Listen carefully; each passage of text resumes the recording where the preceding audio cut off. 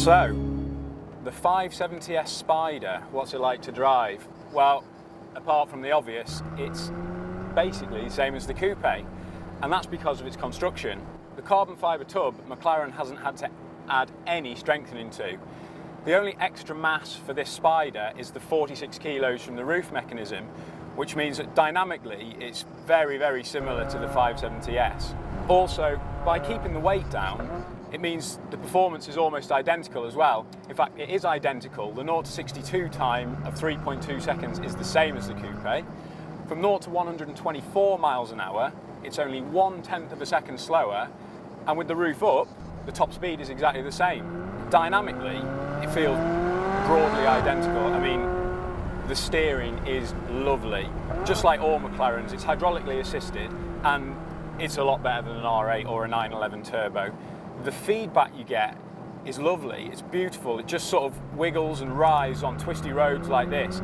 Not uncomfortably so, but just to tell you enough of what's going on at the front axle, and there's a lot going on at the front axle because this thing generates an incredible amount of grip.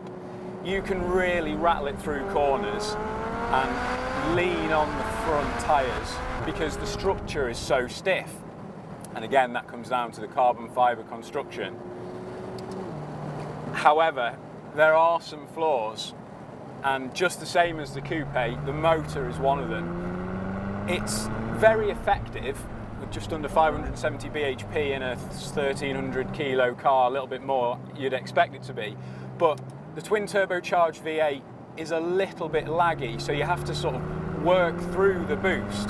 But once you get the turbo spinning, it has a really solid wall of torque. And the gearbox is quick too as well. Downshifts you can hear just blip through with a really nice throttle blip on the way down. And that engine is not the most hourly inspiring sound going. There is a glass partition that you can lower with the roof up, which gives you access to a bit more of that V8 blare. But compared to something like an R8 Spider with its naturally aspirated V10, we'd still go for the Audi. However, it comes back to the McLaren's chassis, and this delivers something that the 911 Turbo Cabriolet and the Audi R8 Spider just can't compete with.